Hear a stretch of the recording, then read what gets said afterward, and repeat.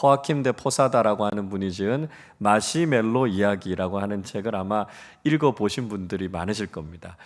저자는 이 책에서 이런 이야기를 하나 들려주고 있어요. 어린아이들에게 아이들이 너무 좋아하는 마시멜로를 그 눈앞에 놓는 겁니다. 그리고 아이들하고 약속을 하죠. 15분 동안 이 마시멜로 먹지 않고 참으면 하나 더 줄게, 이렇게 약속을 합니다. 근데 그 마시멜로의 달콤한 유혹을 아이들이 참기가 참 어렵습니다. 그죠? 15분 못 참고 그냥 낼름 먹어버리죠. 그러면 그거 하나 먹고 그냥 끝나는 겁니다. 그런데 몇몇 아이들은요, 침을 흘리면서도 그 15분을 견뎌내는 거예요. 그래서 15분을 참고 이 마시멜로를 2개를 얻는 아이들이 있었다는 겁니다. 그리고 10년 후에 이 아이들의 인생을 좀 연구를 해보니까요, 이 아이들의 삶에 아주 의미 있는 성취를 이루었더라 하는 이야기를 이 책을 통해서 들려주고 있습니다. 그래서 당장 우리가 무엇인가를 즐길 것, 누릴 것들을 인내하고 절제할 수 있을 때 더 좋은 것을 얻을 수 있다라고 하는 굉장히 중요한 교훈을 주는 이야기가 이 마시멜로 이야기라고 하는 책 속에 담겨져 있는 이야기입니다. 우리가 더 좋은 것을 기대하면서 오늘을 참고 절제할 수 있다라고 하는 것 굉장히 큰 지혜죠. 그런데 문제는 사람들이 이런 지혜를 갖고 있지 못한 경우들이 많다는 것입니다. 사실은 모르는 건 아니죠. 알고 있으면서도 실천하지 못하는 사람들이 많다는 것입니다. 미래를 소망하면서 오늘을 인내하고 절제할 줄 알고 더 좋은 미래를 소망하는 삶을 살아야 될 텐데, 마치 오늘만 살 것처럼 그렇게 오늘을 즐기고 쾌락에 빠져서 살아가는 사람들이 참 많다는 겁니다. 그래서 그럴까요? 사람들이 가지고 있는 인생의 좌우명 중에 까르페 디엠, 오늘을 즐기라 라고 하는 말을 인생의 좌우명으로 갖고 살아가는 사람들이 많은 것 같습니다. 물론 이 카르페 디엠이라고 하는 말은 현실에 대해서 충실하라는 이야기죠. 주어진 삶에 대해서 감사할 줄 알고 주어진 것을 긍정적으로 잘 누리라라고 하는 의미에서는 좋은 뜻이라고 저는 생각합니다. 그러나 문제는 뭐냐 하면 자칫하다 보면요, 정말 오늘 내가 어떻게 즐길 것인가, 이 땅에서 내가 얼마나 더 많은 것을 누릴 것인가에 대한 관심을 가지고 살아가다 보면 미래를 준비하거나 미래를 소망하는 삶을 살지 못한다는 거죠. 마치 이 세상에서의 삶이 전부인 것처럼 여기서 모든 걸 다 얻어야 되고 여기서 모든 걸 다 누려야 되고 그렇게 살아야 되는 현실주의적인, 현세 중심적인 삶으로 전락해 버릴 수 있다라고 하는 것을 우리는 주의해야 된다는 것이죠. 실제로도 그렇게 살아가는 사람들이 우리 주변에서 많은 걸 보면 참 안타깝다라고 하는 생각이 듭니다. 우리가 이렇게 절제하지 못하고요, 탐욕에 빠져서 살아가는 우리의 삶의 모습들이 우리 인생을 굉장히 어렵게 합니다. 그뿐만이 아니라 우리가 살아가고 있는 이 지구, 전 세계적인 위기를 가져오게 되기도 하지 않습니까? 우리가 무절제하고 낭비하는 삶을 살아가는 것 때문에 환경이 얼마나 많이 파괴가 됩니까? 그로 인해서 기후 변화들이 일어나게 되고요, 자연재해들이 끊임없이 일어나게 되는 것을 볼 수 있습니다. 우리가 절제하지 않고 살아가니까 우리가 살아가고 있는 이 지구에 엄청난 위기가 찾아오게 됐다라고 하는 것을 우리는 계속 경험해 가고 있습니다. 자, 그 대표적인 예가 올해 6월, 7월에 일어났던 여러 가지 기후 변화들, 기상 이변들이 있었습니다. 자, 그림을 하나 보여주시죠. 자, 6월, 7월 동안에 이 지구상에 일어났던 여러 가지 기후 변화 이야기들을 보도해 주고 있습니다. 우선 폭우가 굉장히 많이 내렸어요. 일본 중부에 400에서 500mm의 폭우가 한꺼번에 쏟아졌습니다. 산사태가 일어나서 15명이 죽었습니다. 중국 쓰촨성에서 시간당 200mm가 넘는 엄청난 폭우가 쏟아져서 72만 명의 이재민이 생겼습니다. 유럽도 마찬가지였어요. 서유럽에서도 시간당 100mm에서 150mm의 폭우가 하루 종일 쏟아졌습니다. 그래서 최소 200명 이상이 죽었습니다. 자, 폭우만이 아니죠. 빨간 점으로 표시된 데는 폭염입니다. 폭염. 엄청난 더위가 있었던 곳이죠. 미국 서부의 라스베가스가 47.2도를 기록했다 그래요. 뜨겁기로 유명한 데스밸리가 54.4도까지 올라갔습니다. 이라크가 52도, 캐나다가 49.7도, 인도의 북서부도 40도가 넘는 이 무더위가 연일 계속 지속이 된 거죠. 무더위에 더해서 산불이 일어나지 않았습니까? 산불 때문에 산림이 불타고 생명의 위협을 느끼는 이런 전 지구적인 기후의 위협들이 찾아오게 됐다는 거죠. 우리나라도 예외 아니었습니까? 때이른 폭염이 찾아왔고요. 열대야 때문에 우리도 굉장히 어려운 시간들을 보냈습니다. 자, 왜 이런 기상이변들이 일어납니까? 우리가 절제하지 않았기 때문에 그렇죠. 무분별하게 지구를 파괴하고 또 개발하고 이런 것들로 인해서 지구온난화의 영향이 이런 자연재해로 우리에게 찾아오고 있습니다. 최근에도 영국 글래스고에서 제26차 UN 기후변화 협약 당사국 총회가 있었죠. 200여 개 정도 되는 나라들이 모여서 한결같이 했던 이야기가 뭡니까? 탄소 배출 우리가 줄이지 않으면 이렇게 가다가는 지구에 물난리가 난다는 거예요. 그런 위기의식들을 가지고 있습니다. 우리가 지금 살아가고 있는 생활 습관을 바꾸지 않으면, 우리가 지금 당장 절제하지 않으면 앞으로 상상할 수도 없는 위기가 찾아올 수 있다. 전문가들은 우리에게 조언하고 있습니다. 그래서 우리가 삶의 태도를 바꿔야 되고요. 절제를 실천해야 된다라고 하는 것을 우리는 깨닫게 되죠. 자, 오늘 우리는 성령의 열매 10번째 시간으로 마지막 성령의 열매에 대해서 함께 살펴보려고 합니다. 여러분 어떠세요? 성령의 열매에 대해서 우리가 말씀을 쭉 살펴보면서 내가 성령의 열매를 맺는 성숙한 그리스도인이 되어야 되겠다, 이런 도전이 좀 되셨습니까? 우리가 신앙생활을 하면서 자꾸 우리가 성숙해져 가야 되고요, 자라가야 돼요. 그 자리에 머물러 있으면 안 되고요, 더 장성한 그리스도인이 되어야 되는데, 그 좋은 방법 중에 하나는 바로 이런 성령의 열매가 내 삶 속에 맺어지는 것입니다. 그래서 내가 인격적으로, 성품적으로 또 성숙한 그리스도인이 되기 위해서 우리가 성령의 사람들이 되어야 된다라고 하는 것을 잊지 말아야 된다는 것이죠. 자, 오늘 성령의 열매의 마지막으로 우리가 절제에 대해서 함께 생각해 보려고 합니다. 절제라고 하는 헬라어 단어 엠크라테스라고 하는 말인데요, 이 말이 가지고 있는 뜻은 강한, 지배하는, 억누르는, 자제하는 그런 뜻을 가지고 있는 단어가 절제라는 겁니다. 그러니까 내 안에서 나오는 대로 마음대로 살면 안 된다는 거죠. 뭔가 외적인 힘을 가지고, 성령의 능력을 가지고 이걸 눌러야 된다는 거예요. 이걸 컨트롤할 수 있어야만 우리가 올바른 신앙인들로 살아갈 수 있다는 거죠. 앞에서 말씀드렸던 것처럼 이미 세상 속에서도 사람들이 절제해야 된다, 절제해야 된다 이야기를 합니다. 근데 성경은요, 우리가 그리스도인으로서 더욱 절제하는 삶을 살아야 된다, 이렇게 이야기하고 있다는 거예요. 왜 그럴까요? 여러분 생각은 어떠십니까? 왜 세상의 다른 사람들보다 그리스도인들이 더 절제하는 삶을 살아야 될까요? 우선은요, 우리의 삶에 절제가 필요하다고 느끼는 가장 중요한 이유, 가장 큰 이유는 우리가 죄인의 본성을 가지고 있기 때문입니다. 내 안에 죄인의 본성이 있기 때문에 우리는 그 본성을 철저하게 절제해야 된다는 것이죠. 여러분 어떠세요? 사람들이 마음대로 살라고 하면, 자기 자신이 원하는 대로 살라고 하면 어떤 일들이 일어나겠습니까? 뻔하죠.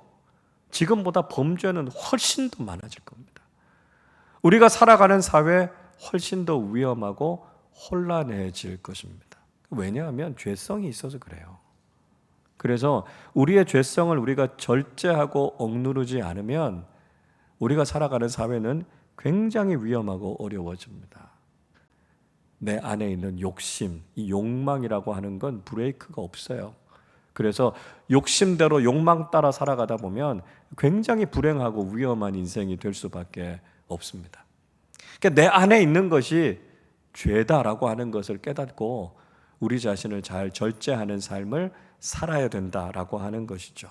그래서 우리가 자연스럽게 살면 안 되고요. 내가 살고 싶은 대로 사는 것이 아니라 말씀을 가지고 성령의 능력을 가지고 우리 자신을 잘 억누르고 절제해야만 우리가 진정한 그리스도인으로 살아갈 수 있다는 것이죠. 자, 오늘 본문에서 사도 바울은 좀 더 구체적으로 우리가 왜 절제하는 삶을 살아야 될 것인가, 어떻게 절제하는 삶을 살아야 될 것인가를 우리에게 이야기해 주고 있습니다. 첫 번째는 우리가 죄인의 본성을 갖고 있기 때문이라는 말씀을 드렸고요. 두 번째는요, 우리의 목표가 구원이 아니라 상급이기 때문이라는 거예요. 우리가 신앙생활하는 목표가요, 단지 구원에 그치는 것이 아니라 상급을 받기 위해서 신앙생활하고 있기 때문이다 하는 것이죠. 24절 말씀, 자, 우리 한 번 더 같이 읽어보겠습니다. 운동장에서 다름질하는 자들이 다 달릴지라도 오직 상을 받는 사람은 한 사람인 줄을 너희가 알지 못하느냐? 너희도 상을 받도록 이와 같이 다름질하라. 바울은 우리의 믿음의 여정을 향해서 다름질하는 것 같다, 달리기 시합에 비유하고 있습니다. 운동장에서 다름질하는 자라고 하는 이야기는 마치 올림픽 결승전에서 100m 달리기 시합을 하는 것과 같다는 거죠. 여러분, 100m 결승전에 출전한 선수들이 기대하고 생각하는 게 뭘까요? 목표가 뭘까요?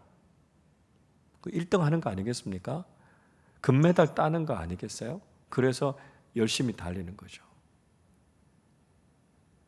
100m 출발점에 서 있는 선수들 중에 이렇게 생각하는 선수들이 있을까요? 내 목표는 100m 완주야. 늦어도 괜찮아. 끝까지만 달리면 돼. 이렇게 생각한 사람 없습니다. 그렇죠? 다른 선수들보다 0.01초라도 더 빨리 달려서 내가 1등을 해야 되겠다, 그 생각을 갖고 있지 않겠습니까? 여러분, 우리의 신앙생활도 마찬가지라는 거예요. 우리의 신앙생활의 목표는 그냥 천국에 들어가는 것, 그것이 목표가 아닙니다.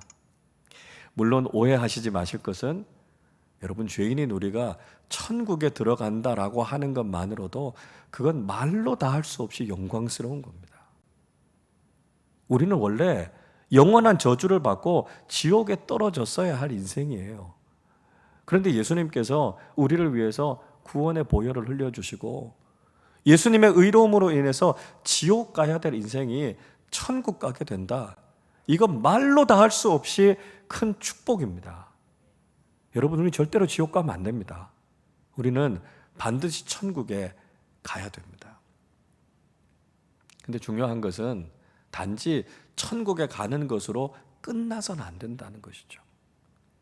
우리가 천국에 들어가서 하나님 앞에 섰을 때 하나님께서 칭찬하시고 상급을 주시는 믿음의 삶을 목표로 하고 살아야 된다는 것입니다.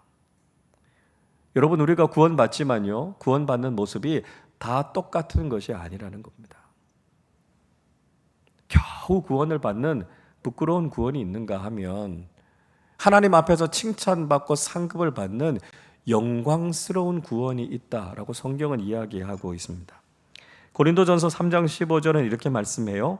누구든지 그 공적이 불타면 해를 받으리니 그러나 자신은 구원을 받되 불 가운데서 구원을 받은 것 같으리라. 어떤 사람은 구원을 받았어요. 감사한 일이죠. 그런데 아무것도 남은 게 없어요. 그저 겨우 불 가운데서 구원의 턱걸이에서 들어가는 사람들이 있다는 것입니다. 그러나 그에 비해서 주님께서 칭찬하실 만한 풍성하고 영광스러운 구원을 경험하는 사람들이 있다는 것이죠. 빌립보서 3장 14절에 이렇게 말씀합니다. 표대를 향하여 그리스도 예수 안에서 하나님이 위에서 부르신 부르심의 상을 위하여 달려가노라. 자, 바울이 무슨 이야기 하냐면요, 하나님께서 우리를 부르신 목적은 뭐냐 하면 상 주시려고 불렀다는 거예요. 구원의 은혜뿐만이 아니라 하나님 나라의 상급을 받도록 우리를 불러주셨다는 거예요. 그래서 우리가 이 땅에서 믿음의 삶을 살아갈 때 구원받는 것에 만족하는 것이 아니라 주님이 주시려고 하는 그 부르심의 상을 위해서 우리가 충성하고 헌신하는 삶을 살아야 된다는 것이죠. 그것이 우리 신앙생활의 궁극적인 목표가 되어야 한다는 것입니다. 저는 우리 아름다운 교회 모든 교우들이 한 사람도 예외 없이 다 천국에 들어가실 수 있기를 축복합니다. 여러분, 우리가 평생 예수 믿고 살았는데 천국 못 들어간다 그러면 그거보다 더 불행한 일이 어디 있습니까? 그래서 저는요, 1년에 한두 번씩은 제가 공예배 드릴 때 공예배에서 영접 기도를 드리게 합니다. 우리가 언제 주님 부르심 받을지 모르잖아요. 그런데 예수님을 내가 인격적으로 내 입술의 고백으로 한 번도 영접하지 못했다면 그거 얼마나 무서운 일입니까? 그래서 1년에 한두 번은 우리가 계속해서 예수 그리스도가 나의 구주이심을 영접하고 고백하고 구원의 확신을 가지고 살아가기를 원하는 거죠. 그러나 여러분, 저는 여러분이 거기에 머물기를 원치 않습니다. 우리가 하나님 나라에 들어가는 구원의 은혜를 누릴 뿐만 아니라 하나님 나라에서 가장 큰 상급을 누리는, 주님 앞에 칭찬받는 영광스러운 그리스도인들이 되시기를 축복합니다. 여러분, 그러기 위해서는요, 내 마음대로 살면 안 돼요. 함부로 낭비하면서 그렇게 살면 안 됩니다. 내게 주신 시간, 물질, 건강, 은사 절제하셔야 됩니다. 세상에서 내가 누리기 위해서 그거 다 낭비해버리면 안 돼요. 주님의 뜻을 위해서, 주님의 일을 위해서 헌신하고 절제해서 주님 앞에 드릴 수 있을 때 우리는 주님 앞에 칭찬받는 믿음의 삶을 살게 된다는 것이죠. 세 번째로 우리가 절제해야 하는 이유는 유한한 세상이 아니라 영원한 천국을 소망하기 때문입니다. 25절 우리 같이 한번 읽어볼까요? 이기기를 다투는 자마다 모든 일에 절제하나니 그들은 썩을 승리자의 관을 얻고자 하되 우리는 썩지 아니할 것을 얻고자 하노라. 이기기를 다투고자 하는 사람, 승리를 기대하는 사람들 치고 절제하지 않는 사람들이 없다는 거예요. 여러분, 제일 좋은 예로 국가대표 선수촌 한번 생각해 보면 되지 않습니까? 예전에는 태릉 선수촌이었는데요, 요즘은 진천 선수촌이라 그러더라고요. 제가 전에 한번 태릉 선수촌에서 훈련받는 선수들 내용을 다룬 다큐멘터리를 한번 본 적이 있습니다. 뭐 종목들마다 다 다르긴 하지만 새벽 이른 시간에 일어나서 막 우렁차게 구호를 외치면서 조깅합니다. 그리고 태릉 선수촌 뒷산을 오르는데요, 그 뒷산이 그렇게 높은 산이 아닌데 그 아주 고약한 산이라 그래요. 굉장히 가팔라서 그거 한번 오르고 내려오면 운동선수들도 거의 뭐 녹초가 된다 그럽니다.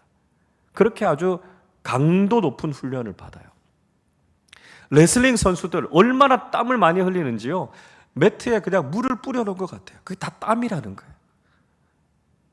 체중 조절해야 되는 선수들 있지 않습니까?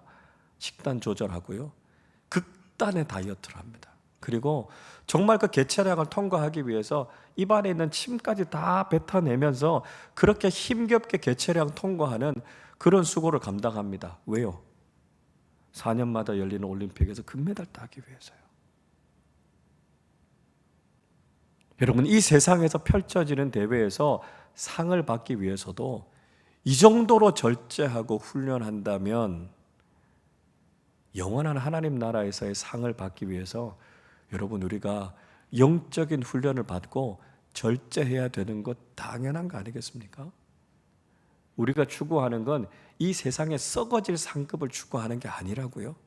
우리는 영원히 사라지지 않는 하나님 나라의 가치를 추구하는 사람들이라고요. 그러면 여러분, 우리가 절제하는 삶을 살아야 되지 않겠습니까? 우리의 인생을 함부로 그렇게 살아서는 안 된다라고 하는 것이죠. 하나님 나라에서 누릴 그 상급을 기대하면서 여러분, 절제하는 삶을 살아가실 수 있기를 바랍니다. 역사적으로 많은 그리스도인들이 그런 삶을 살았습니다. 초대교회 성도들, 하나님 나라 면류관 누리기 위해서 이 세상에서의 자기의 생명을 아깝게 생각하지 않았습니다. 지금도 오지에서 복음 전하고 계시는 선교사님들, 세상의 모든 가치 다 포기하고 이름도 없이 빛도 없이 그 선교지에 묻혀서 주님의 복음을 위해서 헌신하고 있습니다. 저는 하나님께서 바로 이런 분들을 위해서 놀라운 하늘 상급을 준비하고 계신다고 믿습니다. 왜냐하면 하나님은 공평하신 하나님이시기 때문입니다. 이 세상에서 믿음을 위해서, 복음을 위해서 정말 헌신하고 절제하고 충성된 삶을 살았던 사람들과 이 세상에서 믿음은 있었지만 아무 일도 하지 않은 사람들이 하나님 나라에서 똑같이 취급을 받는다면 여러분, 하나님의 공평하심을 여러분은 믿으실 수 있겠습니까? 그러나 여러분, 우리가 이 땅에서 살아가는 모든 믿음의 삶은 하나님 나라로 다 이어지게 됩니다. 하나님 앞에서 다 평가를 받게 되고요, 하나님께서 주시는 상급을 누리게 된다는 거죠. 그래서 여러분, 우리가 이 세상 살아가면서 인내하고 절제하는 것에 대해서 충분히 보상받지 못할지도 모릅니다. 그러나 그런 불공평함이 있다 할지라도 우리는 하나님 나라의 소망이 있기 때문에 오늘도 인내하고 절제하면서 살아가는 것입니다. 우리의 시선을 하나님 나라에 고정하고 이 세상에서는 믿음으로 절제하고 하나님 나라에서 누리게 될 그 영광스러운 상급을 기대하며 살아가는 우리 모두가 되실 수 있기를 바랍니다. 사도 바울은요, 우리가 상을 받기 위해서 아주 중요한 사실 한 가지를 알아야 된다 이야기하고 있습니다. 26절 말씀 우리 한 번 더 같이 읽어보겠습니다. 그러므로 나는 다름질하기를 향방 없는 것 같이 아니하고 싸우기를 허공을 치는 것 같이 아니하며. 자, 바울이 달리기 경기를 할 때요, 방향을 분명히 봐야 된다고 이야기합니다. 잘못된 방향으로 아무리 빨리 뛰어가도 1등 못 하잖아요. 달리기 할 때는 결승점이 어딘가, 골인 지점이 어딘가 그걸 보고 그 방향을 향해서 달려가야 된다는 것입니다. 싸울 때 허공을 치면 안 된다는 거예요. 투기 종목 한번 생각해 보세요. 뭐 권투, 태권도 이런 거 생각해 보십시오. 우리가 주먹으로나 발로 허공을 치는 거 아무 점수 없습니다. 상대방을 정확하게 타격해야 점수가 있는 거죠. 자, 여러분, 바울이 이 이야기를 하고 있는 것은 무슨 이야기를 하는 걸까요? 우리가 어떻게 하면 상을 받는 신앙생활을 할 수 있다는 이야기일까요? 인생의 목표가 분명해야 된다는 겁니다. 왜 우리가 인생을 살아가는가라고 하는 인생의 목적, 우리가 무엇을 향해서 나아가고 있는가라고 하는 인생의 목표가 분명해야 상을 받는다는 거예요. 사람들이 왜 방황할까요? 사람들이 왜 효과적인 인생을 살지 못할까요? 내 인생의 목표가 뭔지 몰라서 그렇습니다. 그래서 방황하는 거예요. 그런데 인생의 목표가 분명한 사람들은 방황하지 않습니다. 시간을 허비하지 않는다는 것이죠. 올림픽의 메달이 목표다라고 하는 그 목표가 분명한 사람들은요, 훈련받는 걸 게을리하지 않습니다. 대학 입시라고 하는 분명한 목표가 있는 학생은 노는 것에 시간을 빼앗기지 않고요, 공부하는 일에 집중하게 됩니다. 그래서 목표가 분명하면 그 목표에 자신의 인생의 모든 걸 쏟아붓게 되는 것이죠. 목표가 분명해지면 가지치기가 저절로 일어납니다. 내 목표가 분명하면 내가 해야 될 것과 하지 말아야 될 것이 분명해지는 것이죠. 그래서 하지 말아야 될 것들을 가지치기를 해내야만 우리가 목표를 달성할 수 있고요, 상을 받을 수 있습니다. 가지가 막 자라나는데 그냥 자라는 대로 내버려 두면 열매가 아주 작을 수밖에 없어요. 근데 과감하게 가지치기를 해내고 나면 열매가 굉장히 튼실해지지 않습니까? 우리의 삶에도 마찬가지입니다. 목표에 집중하면 놀라운 일들이 일어나게 됩니다. 돋보기로 햇빛을 모으는 것처럼, 거기서 불이 나는 것처럼요. 여러분, 우리가 분명한 인생의 목표, 분명한 인생의 사명을 발견하고 거기에 집중하면 거기에서부터 성과가 있는 삶, 효과적인 인생, 상을 받는 삶을 살게 된다는 것이죠. 안타까운 것은 뭡니까? 사람들이 이 인생의 목표를 잘 모른다는 거예요. 내 인생이 무슨 목표를 향해서 살아가야 하는지 모르기 때문에 방황합니다. 쾌락에 빠지게 되고요, 세상 속에서 시간과 물질을 허비해버리고 만다는 것이죠. 이 세상이 전부인 것처럼 살아가는 사람들이 우리 주변에도 너무 많다는 거예요. 더 심각한 문제는 때로는 그리스도인들조차도 그저 이 세상의 삶에 빠져서 산다는 겁니다. 하나님 나라에 집중하지 않고 영원한 소망을 갖지 않고 이 세상 속에서 모든 걸 다 얻으려고 한다는 거죠. 그러다 보면 우리의 신앙이 세속주의 신앙, 기복주의 신앙으로 전락될 수밖에 없다는 것입니다. 여러분, 우리의 목표는 하늘에 있습니다. 우리는 이 세상에서 얼마나 큰 성공을 누리느냐, 거기에 목표를 두고 살아가지 않고요, 하나님 나라에서 우리가 얼마나 존귀한 자가 될 것인가, 하나님 나라에서 우리가 얼마나 큰 상급을 누릴 것인가, 그것이 우리 인생의 목표라는 것을 잊지 말아야 합니다. 우리가 분명한 인생의 목표를 가지고 살아가면 거기에서부터 놀라운 일들이 일어나게 되고요, 우리가 엄청난 하늘의 상급을 누리게 된다는 사실을 잊지 마시기를 바랍니다. 오늘 바울은 마지막으로 자기 자신의 다짐과 고백을 담아서 오늘 본문을 마무리하고 있습니다. 27절 말씀을 우리 같이 한번 읽어보겠습니다. 내가 내 몸을 쳐 복종하게 함은 내가 남에게 전파한 후에 자신이 도리어 버림을 당할까 두려워함이로다. 바울은 자기 자신을 쳐서 복종하게 한다, 이렇게 이야기합니다. 무슨 말인가 하면 바울이요, 이 절제를 실천하는 그리스도인으로 살고 있다라고 하는 이야기를 지금 하고 있는 것입니다. 여러분, 바울이 누굽니까? 대사도 아닙니까? 다메섹 도상으로 걸어가는 그 길에서 부활하신 주님을 만났고요, 그의 인생을 부활하신 예수 그리스도의 복음을 증거하는 일을 위해서 헌신했던 사람이 바울 아닙니까? 바울 정도 되면, 바울 정도의 영성이고 바울 정도의 충성심을 갖고 있었다면 절제라고 하는 건 문제가 되지 않을 거다, 이렇게 생각할 수 있어요. 그런데 바울이 무슨 이야기하죠? 내가 내 몸을 쳐서 복종하게 한다고요. 하나님의 말씀 앞에 자기 자신을 완전히 순종하게 한다, 이야기하고 있습니다. 고린도전서 15장 31절에서 바울은 이런 얘기합니다. 형제들아, 내가 그리스도 예수 우리 주 안에서 가진 바 너희에 대한 나의 자랑을 두고 단언하노니 나는 날마다 죽노라. 바울이요, 날마다 죄악된 자기 자신을 죽이고 하나님의 말씀에 순종하게 한다고 이야기합니다. 내 안에서 꿈틀대고 있는 내 안의 죄성을 절제하고요, 하나님의 말씀에 순종한다고요. 그렇게 날마다 자기 자신을 절제하고 죽이는 삶을 살아가니까 내 안에서 예수 그리스도의 부활의 능력과 성령의 놀라운 역사들이 나타난다, 바울은 그렇게 고백하고 있습니다. 바울은요, 혹시 자신이 절제하지 않으면 하나님께 버림받을 수도 있다라고 하는 위기의식을 가지고 살았습니다. 남들이 보기에는 복음을 전하는 대사도지만 바울도 여전히 죄인인 거죠. 자기 안에 그런 갈등이 있는 것이죠.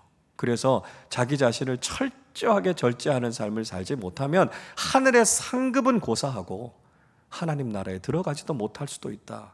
그는 이런 영적인 긴장감을 가지고 살았습니다. 여러분 어떠십니까? 지금 이대로 살아도 괜찮습니까? 그래도 여러분이 하나님 나라에 들어가고 하나님 나라에서 상급을 누리는데 아무 문제 없습니까? 여러분, 우리의 삶은 바뀌어야 됩니다. 우리는 이 성령의 열매인 절제를 실천해야 합니다. 그렇지 않으면 우리가 하나님 나라에서 상급을 누리지 못할 뿐만 아니라 우리는 하나님 나라에 들어가지 못할 수도 있습니다. 우리가 영적으로 깨어서 죄악된 우리 자신을 절제하고 철저하게 하나님의 말씀 앞에 순종하며 성령의 인도하심을 따라 나아갈 때만 하나님 나라의 영생과 하나님 나라의 놀라운 축복을 누리게 될 수 있다는 것이죠. 이제 우리는 성령의 열매에 대한 말씀을 마무리합니다. 성령의 열매, 내 노력으로, 내 의지로 맺어지는 게 아닙니다. 나는 약하지만 오늘도 나와 함께 하고 계시는 성령님께서 계시기 때문에 성령님의 은혜와 능력으로 내 안에 맺어지는 것이 그리스도인다운 열매라는 것이죠. 그러나 여러분, 저절로 다 되는 것이 아닙니다. 우리가 그런 성령의 사람으로 살아가기 위해서는 우리는 기꺼이 절제를 실천해야 됩니다. 영적인 가지치기를 해내야 되는 것이죠. 하나님의 마음에 합당하지 않은 우리의 삶의 습관, 태도, 가치관, 그 모든 것들을 다 잘라내야 합니다. 그리고 주님께서 우리를 불러주신 그 부르심의 상과 목표를 향해서 집중하는 인생을 살아가실 수 있기를 바랍니다. 성령의 열매인 절제를 날마다 우리의 삶 속에 실천함을 통해서 더 풍성하고 아름다운 믿음의 삶을 살아가는 우리 모두가 되시기를 주님의 이름으로 축원합니다.